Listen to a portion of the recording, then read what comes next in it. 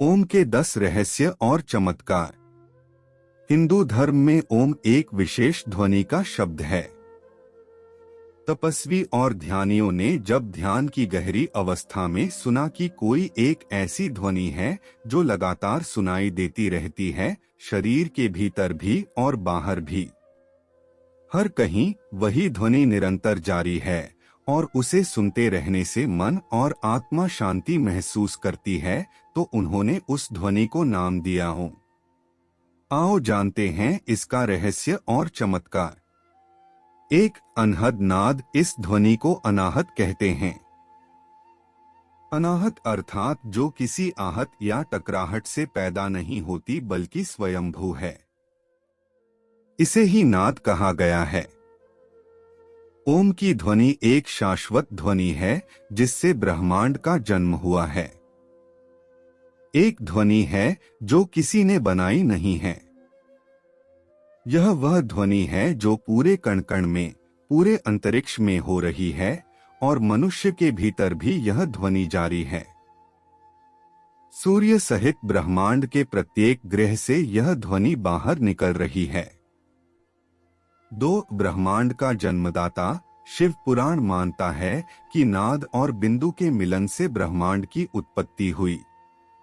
नाद अर्थात ध्वनि और बिंदु अर्थात शुद्ध प्रकाश। यह ध्वनि आज भी सतत जारी है। ब्रह्मा प्रकाश स्वयं प्रकाशित है, परमेश्वर का प्रकाश, इसे ही शुद्ध प्रकाश कहते हैं। संपूर्ण ब्रह्मांड और कुछ नहीं, सिर्फ कंपन, ध्वनि और प्रकाश की उपस्थिति ही है। जहां जितनी ऊर्जा होगी वहां उतनी देर तक जीवन होगा। यह जो हमें सूर्य दिखाई दे रहा है, एक दिन इसकी भी ऊर्जा खत्म हो जाने वाली है। धीरे धीरे सब कुछ विलीन हो जाने वाला है। बस नाद और बिंदु ही बचेगा। 3 ओम शब्द का अर्थ, शब्द 3 ध्वनियों से बना हुआ है, अ उ। इन तीनों ध्वनियों का अर्थ उपनिषद में भी आता है। अ मतलब अकार, उ मतलब ओंकार और म मतलब मकार। अ ब्रह्मा का वाचक है जिसका उच्चारण द्वारा हृदय में उसका त्याग होता है। उ विष्णु का वाचक है जिसका त्याग कंठ में होता है, तथा मरुद्र का वाचक है और जिसका त्याग तालुमध्य में होता है। 4 ओम का आध्यात्मिक अर्थ ओ, उ और म, उक्त 3 अक्षरों वाले शब्द की महिमा अपरंपार है। यह नाभि, हृदय और आज्ञा चक्र को जगाता है। यह ब्रह्मा, विष्णु और महेश का प्रतीक भी है और यह भूप लोक, भूव लोक और स्वर्ग लोक का प्रतीक है। ओंकार ध्वनि के 100 से भी अधिक अर्थ दिए गए हैं।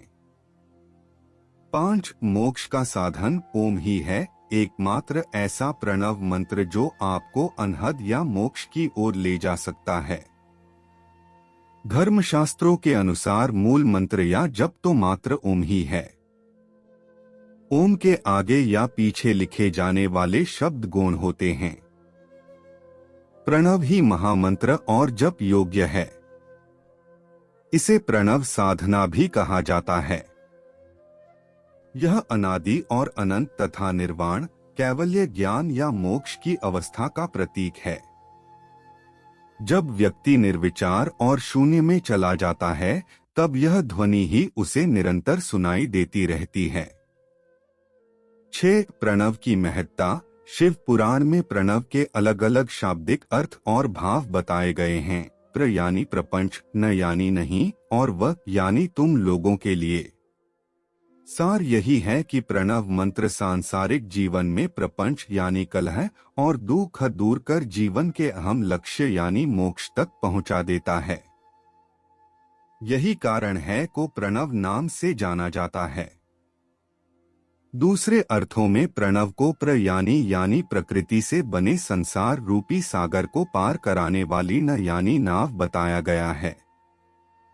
इसी तरह ऋषि मुनियों की दृष्टि से प्र अर्थात प्रकर्षेण, न अर्थात नयेत और व अर्थात युष्मान मोक्षम इति वा प्रणव बताया गया है। जिसका सरल शब्दों में मतलब है हर भक्त को शक्ति देकर जन्म मरण के बंधन से मुक्त करने वाला होने से यह प्रणव है।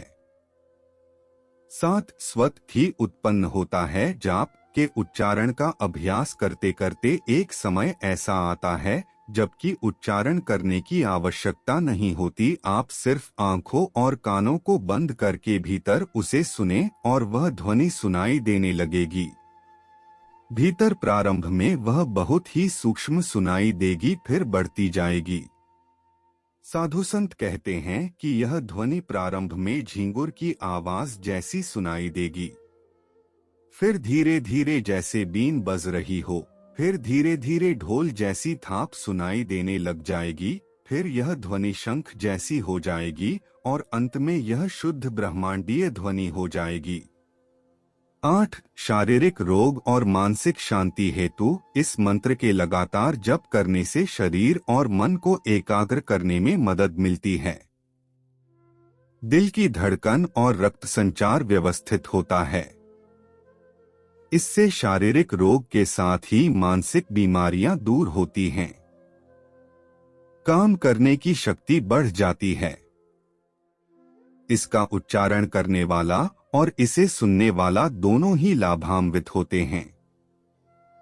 9 सृष्टि विनाश की क्षमता। ओम की ध्वनि में यह शक्ति है कि यह इस ब्रह्मांड के किसी भी ग्रह को फोड़ने या इस संपूर्ण ब्रह्मांड को नष्ट करने की क्षमता रखता है। यह ध्वनि सूक्ष्म से भी सूक्ष्म और विराट से भी विराट होने की क्षमता रखती है। 10 शिव के स्थानों पर होता रहता है। ओम का उच्चारण सभी ज्योतिर्लिंगों के पास स्वत ही ओम का उच्चारण होता रहता है। यदि आप कैलाश पर्वत या मानसरोवर झील के क्षेत्र में जाएंगे तो आपको निरंतर एक आवाज सुनाई देगी, जैसे कि कहीं आसपास में एरोप्लेन उड़ रहा हो। लेकिन ध्यान से सुनने पर यह आवाज डमरू या की ध्वनि जैसी होती है।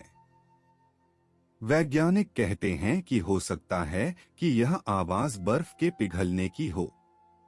यह भी हो सकता है कि प्रकाश और ध्वनि के बीच इस तरह का समागम होता है कि यहाँ से की आवाजें सुनाई देती।